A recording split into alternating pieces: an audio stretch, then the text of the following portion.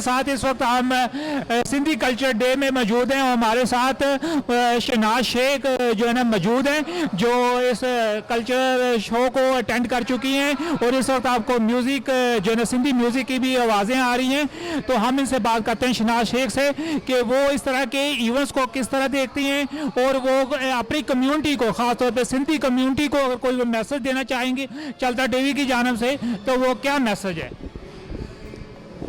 अस्सलाम वालेकुम। मैं सबसे पहले चलता टीवी की बहुत बहुत शुक्रगुजार हूँ कि उन्होंने मुझे इनवाइट किया और कुछ बोलने के लिए इजाज़त दी है।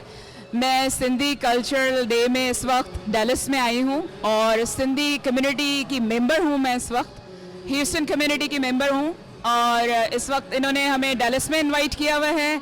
I really enjoyed it.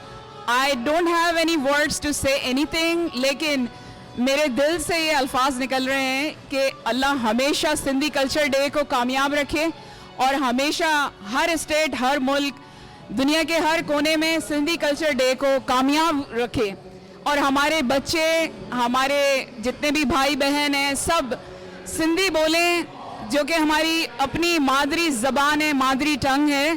कि मां थोड़ा ही आया, मां शुक्रगुजार आया चलता टीवी जो और डैलस में सिंधी कम्युनिटी जो कल्चर डे जी भी मां शुक्रगुजार आहियां जो इन्हनि असांखे इनवाइट कयो आहे।